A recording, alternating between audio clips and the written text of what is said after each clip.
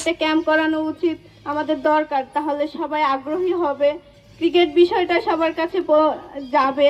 মহিলা ক্রিকেটটা আমরা খাগড়াছড়ি থেকে বাহিরেও যেতে চাই, এটাই ওনার কাছে আমি অনুরোধ রাখছি। লাগে যে একটা উইকেট রেডি করতে হলে ওই গ্রাউন্ডসম্যানটা আমরা পাচ্ছি না, মানে আমরা নিজেরাই করতে হচ্ছে, আমাদের অভিজ্ঞতা যেটুকু আছে ওইটা দিয়ে আমরা কাজ করতেছি আমরা নিজেরা, বাট একটা গ্রাউন্ডসম্যান নাই দক্ষতা। সব জায়গায় সম্ভাবনা আছে। তো আমরা যেহেতু পশ্চাৎপদ যে জনপদগুলি আছে খাগড়াছড়ি, মানে আমাদের সাউথ ইস্ট সাইড এবং একদম ডিরেক্ট নর্থ, যেখানে মনোযোগ দেওয়া হয়নি কখনো, আমরা রাঙামাটি, খাগড়াছড়ি, বান্দরবানের ক্রিকেট ডেভেলপমেন্ট নট অনলি, আমরা এখানকার ডেভেলপমেন্টে কাজ করতে চাই। আমরা মেইন স্ট্রিমে জয়েন করতে চাই খাগড়াছড়ি, রাঙামাটি, বান্দরবানের প্লেয়ারদেরকে।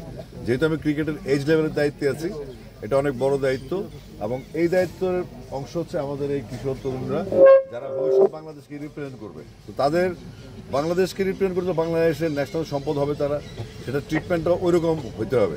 তো যে কারণে আমাদেরকে বোর্ড থেকে স্পেশালি বলা আছে, আমি বোর্ডকে বলেছি, বোর্ড আমাকে বলেছে আমরা এই 3 জেলার প্রতি বিশেষভাবে স্পন্সর টুর্নামেন্ট সবই হবে।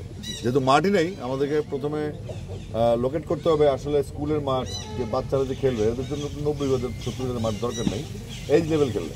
আমি 55 to 60 ইয়ার্স স্কুল মাঠও পাই, বা ঈদগাহ মাঠ, টাউন হল মাঠ থাকে, আছে না একটু ছোটো মাঠ, কিন্তু একটু ফার্নিশ করে, যেহেতু টার্ফ আসবে, সিন্থেটিক টার্ফ আসবে।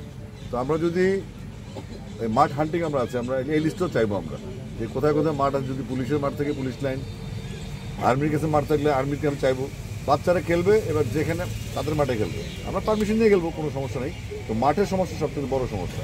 আর এখানে যে গ্যালারির অবস্থা দেখলাম, ভিতরের অবস্থা বুঝতেছি আমি, তাহলে এখানে অ্যাটলিস্ট এই নেট তৈরি করা হয়তো, যদি ভিতরে জায়গা থাকতো ভালো হইতো, তাই না?